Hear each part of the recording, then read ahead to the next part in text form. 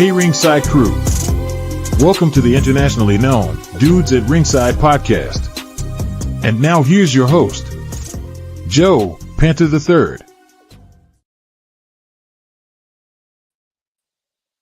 Hello there, wrestling fans! Welcome to another episode of the internationally known Dudes at Ringside podcast. I am Joe Panther III, and today, Ringside crew, you are in for a treat. I have a young man that is absolutely killing it on the independent wrestling scene in Paris, France. Introduce yourself to my internationally known audience. Hi, man. First of all, thanks a lot for having me. It's an honor. It's a pleasure. I'm Jaden Carter. I'm 18 years old. I'm turning 19 in like 2 weeks. I'm a young French professional wrestler. I'm one half of the tag team Star Boys, which is obviously the fastest rising tag team on the French independent scene. And you know, I'm just trying to be the biggest star I can out there. So, and I'm enjoying the ride, obviously. Wow, Star Boys. If I Yeah. would have known, I would have had told you to bring your buddy with you, your tag partner. Yeah, Wait, yeah, yeah. Starboy. Yeah. So is that the Starboy that I came on Dudes at Ringside? Well, who's your partner? My partner is Leo Jace. So he's a bit older than me. He's 22, and we started professional wrestling. Like we started training like a year ago, like in September 2024, and we did our first match in like March. And since then, we try to do the most matches we can, and just we are just enjoying the ride. Oh, wow, awesome. So you said you Yeah. started training in 2024. Is it? It does it feel different that you that you're like so young in the business that like there's this that your ceiling in the indie world is like a sky like right now for you, literally the sky, the stars. Like do you feel like, wow, I'm in the middle of this whole world of this push of the young wrestling scene? Yeah, obviously, because obviously it's everything I always wanted to do, since I'm a young kid. It's everything that I wanted to do since I can remember honestly. But um to be able to do so much things at that young age, it's a blessing. I'm so grateful to God for everything that is happening to me right now. So, I had the honor to do a training with Jim Smallman. I don't know if you know who it is, but it's an international WWE scouter. And I was only 7 months into my professional wrestling journey, so it was just surreal. I'm only 18 years old. I'm still a teenager, and Wow. I have the honor of doing such things, so I'm really grateful. Wow, that's awesome. Like going into that right there, like a audition to be on that huge stage of WWE. What how were you going into that? What was in your mind? Like what was in your stomach that day, that morning? Um, you know, like I said, it's everything I always wanted to do. So obviously there was a lot of pressure, but it wasn't like a tryout where we were traveling and flying to America or whatever. It's just Jim Smallman that came to our local training, where we all train, in APC in France, Yeah. which is the biggest school in France. And I remember feeling a bit stressed, but nothing too crazy because I know what I am capable of, and I know what are my goals, my purposes, and I know what I want to do. So we went just out there and we just tear the house down. Wow. Awesome. So on the week of a show for you, what is your normal schedule like? Being such a young wrestler. Um, I like to, I'm going to the gym, obviously, but I- I'm not going too crazy when I'm in the gym when it's a week of a show because I don't want to obviously enjoy myself. Um, I'm trying to eat healthy. I'm trying to have good sleep, and The day I just I'm not someone who's like really stressed when it comes to doing a wrestling show. So I just like to be in my on my own, maybe listening to a bit of music to just, calm down and doing warm up, push-ups and everything, and just go out there. So you said music, as my dad's a DJ. So what would be that music that you have on the playlist? Like everybody has, I've asked this about tons of wrestlers. What is your what is your normal like net? What is your normal um Spotify playlist? What is in the playlist? In France, a lot of wrestlers are listening to, casual French rap.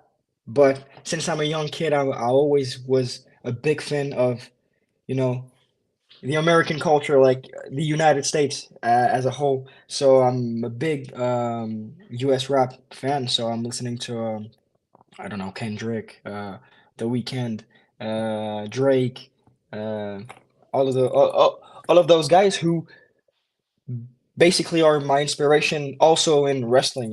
So Mm, awesome. So if my fans, my American fans, the indie fans that watch my podcast all the time, if there were five things that would get them to come into your corner, what would those five things be? I'm young, obviously. I have, the whole journey in front of me to be uh, as big as I can. Second, I think I would say that, I try to improve my in-ring skills as much as I can, as much as possible. So I think I'm, not that bad in the ring. And I will always try to get them behind me. When it comes to a wrestling match, when I'm always gonna try to get the crowd behind me. To just try to hype them up, and yeah, basically that's all. Yeah. So we were talking about it before. What has been the craziest spot that's ever happened to you during a match? Um, I think it's I think I think I one day I it was during a match and I was like sick. But when I tell you I was sick, like really. And so I was going to into this match like a bit. I was not too hyped about this because I was sick, like I said, and so it was weird during this match. I remember taking a. I don't know if you know what is page finishers. Like the DDT. Oh yeah, So I took that one and I landed right on my head, like yeah. straight on my head. And it was a tag team. So I landed on my head, and the tag team partner of the guy who just did that move to me just took me for a German suplex. But I just flew all across the ring and I just landed on my neck. And it was hard. I think it was the hardest bump I ever took, like in my entire life. Mm, So I think like it is. like that. Oh man, that sounds horrible. Like when you got out of the match, did I know backstage they have like a camera for the crowd, the wrestlers to watch, and the promoter. Did did the promoter come running up to you as soon as you walked back to the curtain? Yeah, he was like, "Are you okay? Like you just almost died on that ring like a couple minutes before, but I was fine." So, it was all good. It was all good. We also mentioned you were just in a match and you were Yeah. like chopped. Like Ric Flair would get goosey loosey goosey if he saw this chop. Like, let's Yeah. talk about the chop that you took yesterday, like 24 hours ago. So like I told you before we went live, it was like a masked wrestler, like a dark masked wrestler character, and it was during a heat, and he just uh Irish whipped me into the corner. He ran at me as hard as it could, and he just took my arms, get him behind the ropes, and he just chopped me with everything he had in him. And I just felt it like, I don't know, like it was a shotgun. And we can see like the scar right here, and it's like just red as hell. But I'm all fine, and it's wrestling, and we know the risk when we are going into a match. So, you know, Yeah, it just let's you want to show the audience your yeah, yeah, yeah, scar? yeah, the scar, yeah, it's hard, Eh, tough. that looks that doesn't even look like a real, like, when you get chopped and like you can see the red on the chest. Yeah, yeah, yeah. Must have been a high chop. It looked like a Tatanka chop. Like, wait, you got hit by an I, axe. Like, I can definitely tell you that my chest it was red, and it still is. So it's scary, but was there it is what blood it is. coming out of the chop? Fortunately, I was fortunate enough to don't see blood coming out of my chest, but I felt it like for real. So, I've seen that. You remember when Sheamus used to get chopped all the time by yeah, Daniel because he was, Bryan? yeah, yeah, yeah, yeah. He was like red, like dead red. Woo! Oh, jeez. Oh, oh my gosh. So Yeah, so it's okay. When you're not wrestling, yeah. what are some of your hobbies? What are some of the things to do on the side of being a wrestler? Uh, you know, um, wrestling is a big part of my life. Obviously because I'm trying to do everything that I can to go as far as possible. So outside of professional wrestling, I'm trying to go to the gyms, and because you, I think if you are a pro wrestler, like you can't be a pro wrestler and don't go to the gym. You have to be strong enough to pick up your opponents, and take bumps. Sorry, but I'm also playing. I used to play football back in the days when I was younger. But yeah, I like to listen music, watch films, series, and all of that cool stuff. So yeah. I noticed the American baseball team. You're Atlanta Braves fan? No, no, no. It's just because I Okay. really love that My hat. But Yankees side of me, I'm like, yo, bro, you like American baseball, dude? That's cool. yeah, no, no. I every year I watch the. I'm not a big baseball guy or even football guy, because in Europe we call that soccer. But Yeah, when I say football, I mean the NFL. yeah. But I know that every year I'm watching the Super Bowl, and yeah, that's all. That's late for you guys. That's like 8 p.m. us. Yeah, Like, yeah, yeah. It's like WrestleMania. I know that yeah, every year I'm just like staying up like really really late, and it's like hard. But yeah. we're doing like I'm doing this because I love the product. So Mm. So, if any of my fans ever went to Paris, France, what would you say would be that really good, like, hometown restaurant you say they would have to go to?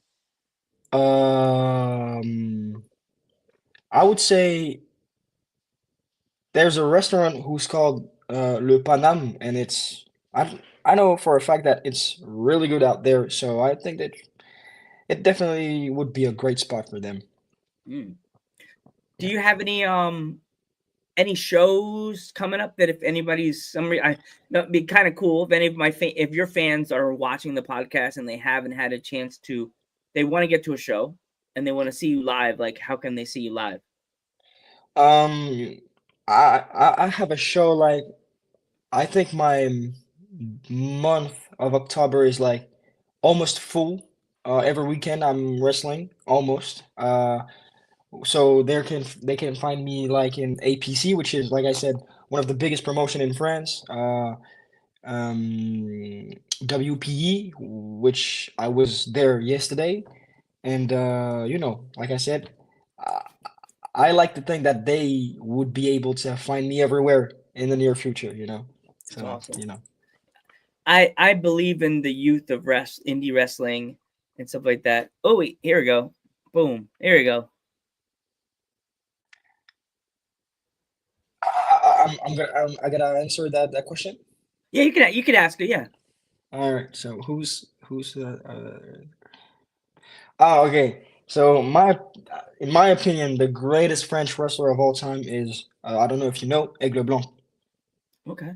Aigle Blanc, which is obviously my coach, and there's been rumors everywhere where he's gonna sign a WWE contract, but Wow. I think he is the best. What I mean is the best. He is the best French wrestler of all time because he's just great out there. Like, for me, he's like a Will Ospreay because every match he's doing, every of them are like 5 stars, like for real. And I'm not even kidding because he is my coach and I know him or whatever. He's like every match he's doing is like a classic. So, you know, he's great. Somewhere there's an American fan like, of course you're gonna say that about your coach. You don't want to have to do extra laps. Yeah.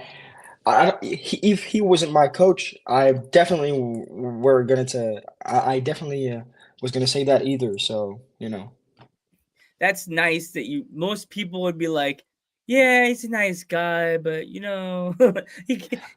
you made me do extra things on the ropes. you He made me you do this and definitely that. should watch his match because he faced um he wrestled at GCW and he faced uh Jordan Oliver. He faced also Bandito. Oh, wow. Um, he faced like it was in June, he faced Nick Nemeth, and they had a classic, like for real. Ooh, Nick came in France in APC. He also faced Mustafa Ali twice, and it was bangers. So you know, it was awesome. absolutely Wait, great. boom, we have another one. Frogman LeBlanc. I don't know who he is, but no, he's just no. If I'm Yeah. not wrong, he's. Have you ever thought of coming to the United States on a? I know you're only 18, but like, if you ever got a chance out of the family, your family wants to take a holiday, as they would say in the UK, and come to the United States. Would you ever come? Like, if your family said we're going to go on a trip, would you decide? Oh, can I book? Can I book myself? Like to see if they'll book me?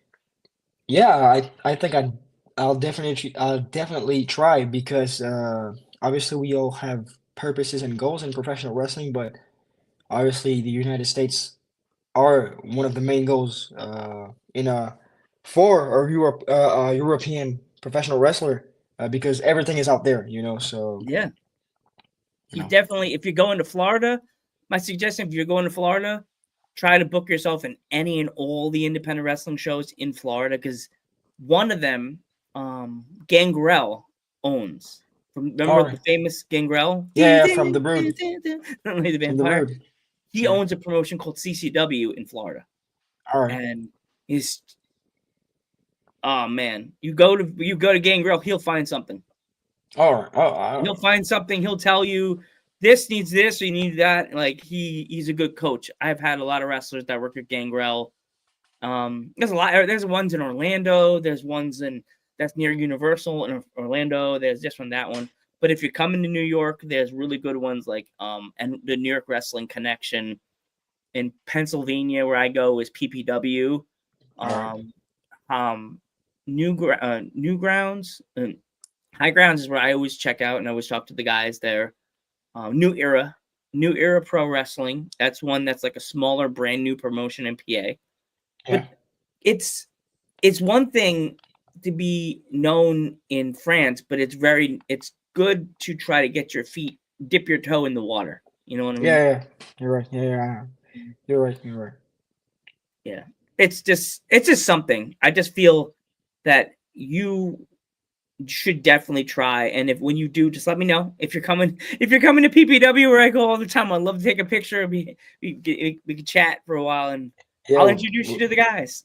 Like, Yeah, it will be a pleasure. But like I said, I would love to go, first of all, to the United States just to visit because since I'm a young kid, I always dreamed of going to the States, you know.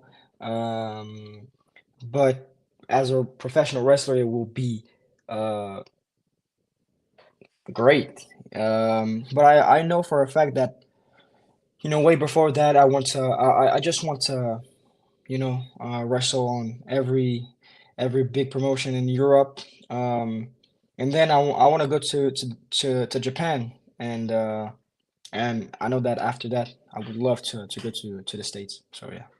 yeah. So with you being at the age of 18, do you like ever feel that you like you're part of the push? As I said before, the push, as we say in the States, you're part of that big push of the young wrestlers in the indie scene. Has it hit you yet that you're that light, that future of the indies? You know, I don't think that I had the time yet to process everything that is happening right now in my life, with professional wrestling, but I think that we definitely have a great generation, like there's a lot of great talent that are really young. Uh, you know, I'm right now I'm thinking about Nick Wayne, who's one of my dream match, and I would love to wrestle him. And like I said, I don't think that I just realized yet how much important everything that is going on right now is, but Mm, awesome. Are there any wrestlers from Paris, France that you have been wanting to wrestle, but they're not in your area yet? no, they are. I think that they all are pretty much in my area, but there's a bunch of them that I would love to wrestle, much like Kuro, which is a great independent talent in France. He is one half of the OTT tag team champions. And yeah, pretty much. Mm. So who made your gear? It's a guy called Wrestling Gear Europe, and he made my gear and my tag team partner Leo Jace gears. So it was great, and he's a great gear maker. So I would definitely recommend his work. Awesome. Because I grew up watching tag teams and like every from the Rockers to Demolition, Legion of Doom. When you guys were coming up with your gear, was it difficult to get on the same page? Because you're like, we don't want to look exactly the same like twins. Yeah. No, it was definitely not hard because my partner and I we have the big chance to have a big chemistry together. We are pretty much every time on the same page. It's really easy to work with them, and when it comes to the gears, we just said pretty much what we wanted to get together. We just put what we wanted together, and it was pretty much for both of us the same thing. And we just landed with that Awesome. gear, and it was awesome. Are there any other tag teams that you want to wrestle with? Yeah, definitely. In Europe or in the States? It doesn't matter in Europe or anywhere in Europe. Yeah. In Europe, I don't know if you know, there's CPF, Close Personal Friends. They are wrestling at Rev Pro, OTT, Progress, pretty much everywhere in Europe. They are, in my opinion, they are the best tag team in Europe. And we would love to face them because so my partner and I, we since the beginning of our careers, we've always been compared to them. So we would Mm. love to wrestle them. And in the States, I would love to. I would say it's a dream match, but the Bucks, the Young Bucks, they Oh yeah. are our main inspiration. So you know, Does like when you're in school, and a kid recognize, and one of the kids all walk by and, oh my god, I was at the show and I saw you. What does that feel like to you when you're at, and you're not even in your gear, you're just in your street clothes? What does that feel like to you? Honestly, that didn't happen yet, but when when the show is over and the fans are taking photos with you, they are saying how much they enjoyed the show, how much they loved what you did in that ring. That's really, that means the world. Obviously, that there's no feelings like that. It's great. It's really, really great. So when you come out as a when you're wrestling, do you have the same theme as you do when you're when you're working with your partner? Yeah, yeah. I didn't had the chance yet to wrestled as a single competitor, but my partner, he got a chance to do it, which obviously was on the biggest French show of all time, which was like a week ago during Clash in Paris weekend, and it was the biggest show in the history of France. Bobby Lashley came to that show, wrestle out there, and we did a great show. I had the chance to, uh, do the entrance with him, and it was Oh really my good. gosh. What was that like to work with someone like Bobby Lashley? Sharing the same locker room like sharing the same locker room. Then Bobby Lashley was just surreal because we all grew up watching him, you know, and he's like a big guy, like he's like a real big dude, like he's jacked, he's like a fridge, he's Yeah, big, and it's really impressive to be honest. yeah. I forgot to put that one on the screen from Rib Shots. That's the other message he said. Yeah, yeah, I said Aigle Blanc. Yeah, Aigle Blanc. I don't know because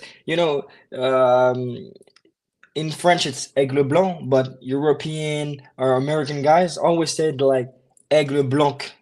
So yeah. Okay, Yeah. I gotta get all the. I get a lot of wrestlers that don't speak English and they speak the French, and I'm like, I gotta start practicing different languages because I'm missing my opportunity to get wrestlers on the podcast that don't speak English or they're from France and they don't really have an English friend. And I'm just like, oh, I gotta practice a different language because I interviewed somebody from Russia, and luckily she knew somebody that did speaks English. Shout out to Dave. Um, uh, that actually speaks English. That she actually had a chance to have it as an interpreter, and if you know anybody that you would you if you had a friend, a female wrestler or male wrestler that didn't or their English wasn't that good, would you be able to translate? Would you be able to do that for like a for me, or if anybody needed that? Yeah, definitely. I think I not too bad. Like you don't like you understand me. I hope that it's the case, But Yeah, you're good. Yeah, thank you, man. no But problem, man. yeah, I would definitely do that if you Awesome. need some help. Yes. Before we go, if any of my fans want to pick up any merch of yours, is there any you have anything out anybody could pick up? Uh, we didn't have the chance yet to do merchandise, but we are definitely going to. We, had this project of doing like jerseys in like late September, early October. But we had a huge like we had a lot of requests from fans of doing merch, so we are definitely going to do that, and you know, they just have to stay tuned. You know. Yeah. Awesome. You said a jersey. I'm like, all I could think is the WrestleMania and SummerSlam jerseys. Like, look, It's a bit like that. It's like NFL's jerseys, It's a yeah, bit like football jerseys, basically. yeah. Yeah. Before we go, if there was anybody that wanted to get into the business like you did, what kind of advice would you have for them?